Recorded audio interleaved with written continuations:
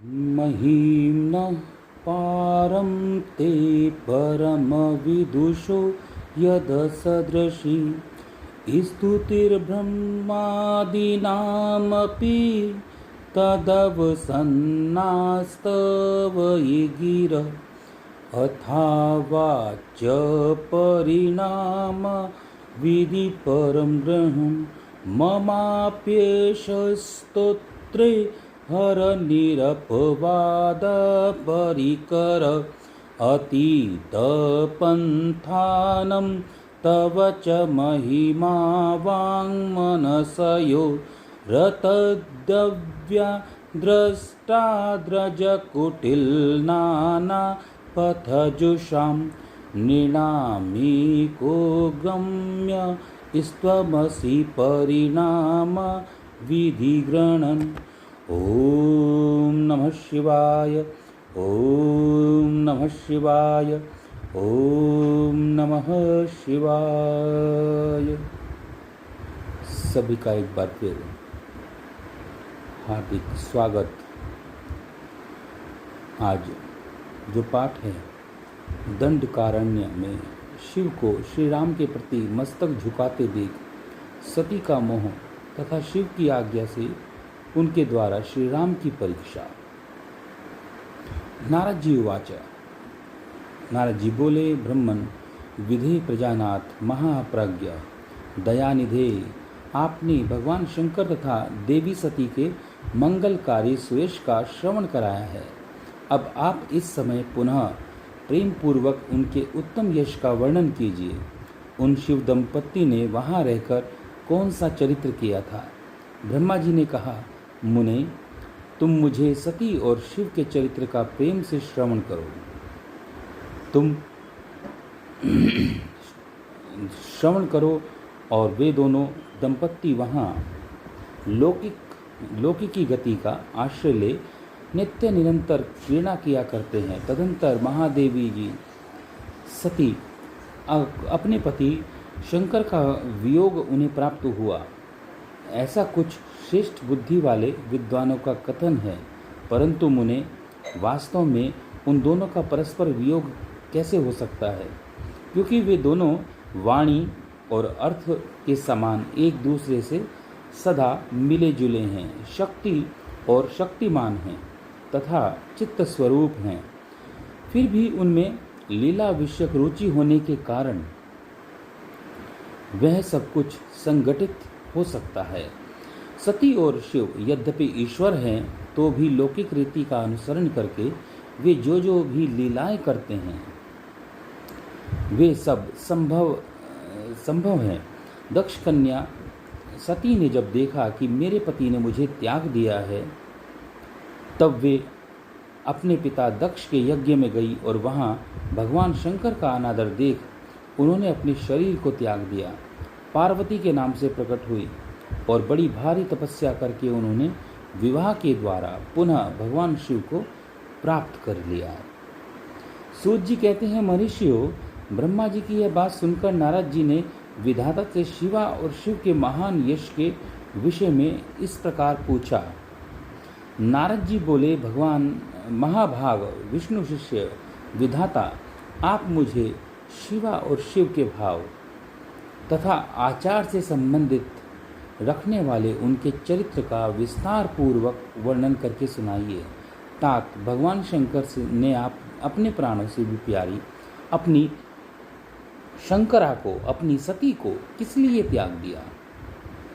यह घटना मुझे बड़ी विचित्र जान पड़ती है, अतः आप इसे अवश्य कहें। अज आपके पुत्र दक्ष के यज्ञ में भगवान शिव का अनादर कैसे हो गया? और वहाँ पिता के यज्ञ में जाकर सती ने अपने शरीर का त्याग किस प्रकार किया? उसके बाद वहाँ सब क्या हुआ? भगवान महेश्वर ने क्या किया? ये सब बातें मुझसे कहिए। इन्हें सुनने के लिए मेरे मन में बड़ी जिज्ञासा है और बड़ी श्रद्धा है। ब्रह्मा जी कहते हैं, मेरे पुत्रों में श्रेष्ठ महाप्राज्ञ तात नारद, तुम महर्षियों के साथ यह बड़े प्रेम से भगवान चंद्रमौली का यह चरित्र सुनो। श्री विष्णु आदि देवताओं से सेवित पर ब्रह्म महेश्वर को नमस्कार करके मैं उनके अद्भुत महान चैत्र का वर्णन आरंभ करता हूँ। मुने, यह सब भगवान शिव की ही लीला है। वे प्रभु अनेक प्रकार की लीला करने वाले स्वतंत्र और निराकार हैं। वह निर्विकार हैं, स्वतंत्र हैं। देवी सती भी वैसी की वैसी ही हैं, वह भी निराकार हैं और स्वतंत्र हैं। अन्यथा वैसा कर्म करने में कौन समर्थ हो सकता है? परमेश्वर शिव ही परम ब्रह्म परमात्मा हैं। एक समय की बात है, तीनों लोकों में विचरने वाले लीला विशारद भगवान रुद्र सती के साथ बैल पर आरूढ़ होकर भूतल पर भ्रमण कर रहे थे। घूमते घूमते वे द्वारकारण्य में आए। वहाँ उन्होंने लक्ष्मण सहित भगवान श्री राम को देखा, जो रावण द्वारा छल पूर्वक हरी गई अपनी प्यारी पत्नी सती को खोज रहे थे। वे हा सीते, हे सीते ऐसा उच्चारण करते हुए, उच्च स्वर में उच्चारण करते हुए, पुकारते हुए जहाँ तहाँ देखते और बारंबार रोते थे। उनके मन में विरह का आवेश छा गया था। सूर्यवंश में उत्पन्न वीर भूपाल दशरथ नंदन भरत के अग्रज श्री राम आनंद रहित हो लक्ष्मण के साथ वन में भ्रमण कर रहे थे और उनकी कांति फीकी पड़ गई। उस समय उदार चेता पूर्ण काम भगवान शंकर ने बड़ी प्रसन्नता के साथ उन्हें प्रणाम किया और जय जयकार करके वे दूसरी ओर चल दिए। भक्त वत्सल शंकर ने उस वन में श्री राम के सामने अपने को प्रकट नहीं किया। भगवान शिव की मोह में डालने वाली ऐसी लीला से सती को बड़ा विस्मय हुआ। वे उनकी माया से मोहित हो उनसे इस प्रकार बोली। सती ने कहा, देव देव सर्वेश पर ब्रह्म परमेश्वर ब्रह्मा विष्णु आदि सब देवता आपकी सदा सेवा करते रहते हैं। आप ही सबके द्वारा प्रणाम करने योग्य हैं। आप सबको आपका ही सर्वदा सेवन और ध्यान करना चाहिए। वेदांत शास्त्र के द्वारा यत्न पूर्वक जानने योग्य निर्विकार परम प्रभु आप ही हैं। हे नाथ, ये दोनों पुरुष कौन हैं? उनकी आकृति विरह व्यथा से व्याकुल होती दिखाई देती है। ये दोनों धनुर्धर वीर वन में विचरते हुए क्लेश के भागी और दीन हो रहे हैं। इनमें जो ज्येष्ठ है उसकी अंग कांति नील कमल के समान श्याम है। उसे देखकर किस कारण आप आनंद विभोर हो उठे थे? आपका चित्त क्यों अत्यंत प्रसन्न हो गया था? आप इस समय भक्त के समान विनम्र क्यों हो गए हैं? स्वामिन कल्याणकारी शिव, आप मेरे संशय को सुने। प्रभो सेव्य स्वामी, अपने सेवक को प्रणाम करें। यह उचित जान नहीं पड़ता कि आप अपने सेवक को ही प्रणाम कर रहे हैं। तो औषधियों के साथ राज्याभिषेक के योग्य द्रव्य एकत्रित किए गए।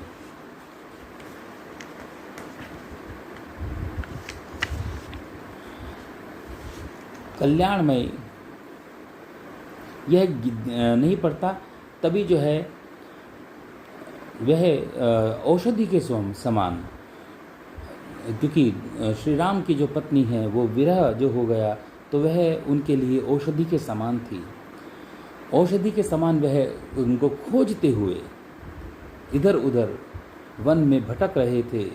ब्रह्मा जी कहते हैं, नारद कल्याणमयी परमेश्वर आदि शक्ति सती देवी ने शिव की माया के वशीभूत होकर जब भगवान शिव से इस प्रकार का प्रश्न किया, तब सती की बात सुनकर लीला विशारद परमेश्वर शंकर हंसकर उनसे इस प्रकार बोले। वो कहते हैं, परमेश्वर कहते हैं, देवी सुनो, मैं प्रसन्नतापूर्वक यथार्थ बात कहता हूँ, इसमें तनिक भी छल नहीं है। वरदान के प्रभाव से ही मैंने इन्हें आदरपूर्वक प्रणाम किया है। प्रिय, ये दोनों भाई वीरों द्वारा सम्मानित हैं। इनके नाम हैं श्री राम और लक्ष्मण। इनका प्रकाट्य सूर्यवंश में हुआ है। ये दोनों राजा दशरथ के विद्वान पुत्र हैं। इनमें जो गोरे रंग के छोटे बंधु हैं वे साक्षात शेष के अंश हैं। उनका नाम लक्ष्मण है। इनके जो बड़े भैया हैं इनका नाम श्री राम है। इनके रूप में भगवान विष्णु ही अपने संपूर्ण अंश से प्रकट हुए हैं। उपद्रव इनसे दूर ही रहते हैं। ये साधु पुरुषों की रक्षा और हम लोगों के कल्याण के लिए इस पृथ्वी पर अवतीर्ण हुए हैं। ऐसा कहकर सृष्टिकर्ता भगवान शंभु चुप हो गए। भगवान शिव की ऐसी बात सुनकर भी सती के मन को इस बात पर विश्वास नहीं हुआ। क्यों न हो, भगवान शिव की माया बड़ी प्रबल है, वह संपूर्ण त्रिलोकी को ही मोह में डाल देती है।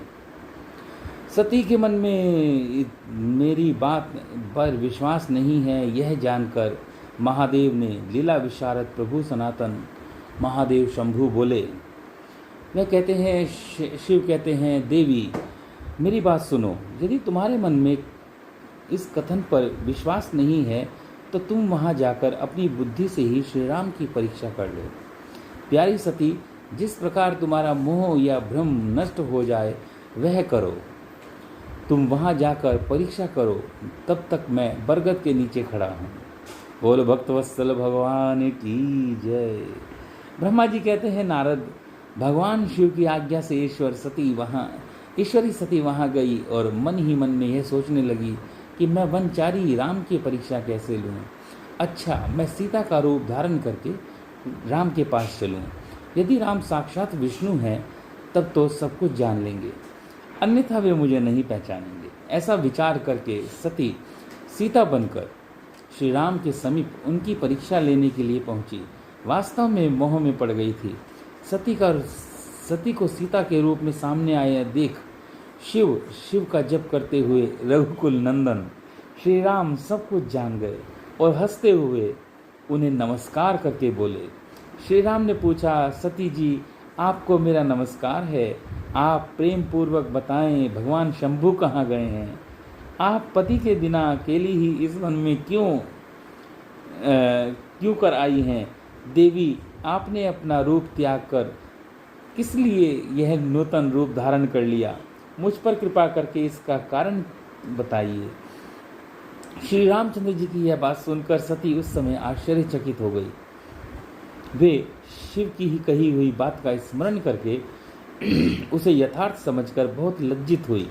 श्री राम को साक्षात विष्णु जान अपने श्री रूप को प्रकट करके मन ही मन भगवान शिव के चरणारविंदों का चिंतन करते हुए प्रसन्नचित हुई सती उनसे इस तरह बोली, रघुनंदन, स्वतंत्र परमेश्वर भगवान शिव मेरे तथा अपने पार्षदों के साथ पृथ्वी पर भ्रमण करते हुए इस वन में आ गए हैं। यहाँ उन्होंने सीता की खोज में लगे हुए लक्ष्मण सहित तुमको देखा। उस समय सीता के लिए तुम्हारे मन में बड़ा क्लेश था और तुम वह शोक से पीड़ित दिखाई दिए। उस अवस्था में तुमको वह प्रणाम करके चले गए और उस वट वृक्ष के नीचे अभी भी खड़े हैं। भगवान शिव बड़े आनंद के साथ तुम्हारे वैष्णव रूप की उत्कृष्ट महिमा देख रहे हैं। भगवान शिव बड़े आनंद रूपी महिमा का गान कर रहे हैं। यद्यपि उन्होंने तुम्हें चतुर्भुज विष्णु के रूप में नहीं देखा तो भी तुम्हारा दर्शन करते ही वे आनंद विभोर हो गए। इस निर्मल रूप की ओर देखते हुए उन्हें बड़ा आनंद प्राप्त हुआ। इस समय इस विषय में पूछने पर भगवान शंभु ने जो बात कही है उसे सुनकर मेरे मन में भ्रम उत्पन्न हो गया था। अतः राघवेंद्र, मैंने उनकी आज्ञा लेकर तुम्हारी परीक्षा ली। श्री राम, अब तो मुझे ज्ञात हो गया है कि तुम साक्षात विष्णु हो। तुम्हारी सारी प्रभुता मैंने अपने आंखों देख ली। अब मेरा संशय दूर हो गया। तो भी महामते, तुम मेरी बात सुनकर मेरे सामने यह सच बताओ कि तुम भगवान शिव के भी वंदनीय कैसे हो गए? अरे भक्त वत्सल भगवान की जय, देवों के देव महादेव की जय। मेरे मन में यही एक संदेह है, इसे निकाल दो और शीघ्र ही मुझे पूर्ण शांति प्रदान करो। सती का यह वचन सुनकर श्री राम के नेत्र प्रफुल्ल कमल के समान खिल उठे। उन्होंने मन ही मन अपने प्रभु शिव का स्मरण किया। उनके हृदय में प्रेम की जैसे मानो बाढ़ आ गई हो। मुने आज्ञा न होने के कारण वे सती के साथ भगवान शिव के निकट नहीं गए, तथा मन ही मन उनकी महिमा का वर्णन करके रघुनाथ जी ने सती से कहना प्रारंभ किया। इति श्री रेवाखंडे रुद्र संहिता नाम द्वितीय अध्याय सती प्रकरण, अध्याय 24 सती प्रकरण का आज पूर्ण हुआ। और कल जो हम करेंगे, श्री शिव के द्वारा गोलोक धाम में श्री विष्णु का गोपेश के पद पर अभिषेक तथा उनके प्रति प्रणाम का प्रसंग सुनाकर श्री राम का सती के मन का संदेह दूर करना, सती का शिव के द्वारा मानसिक त्याग। बोल शंकर भगवान की जय, दीनों के नाथ की जय, दीन दयाल की जय। कहते हैं ना, ब्रह्मा विष्णु सदाशिव जानत अविवेका, प्रणव अक्षर के मध्य ये तीनों एक। तो ये तीनों एक हैं। और जैसा कि आपने सुना इस कथा में भी कि उन्होंने स्पष्ट रूप से भगवान शिव ने उनको पहचान लिया और भगवान विष्णु ने उनको पहचान लिया। ओम नमः शिवाय, नमः शिवाय। बोल शंकर भगवान की जय, दीनों के नाथ की जय, दीन दयाल की जय।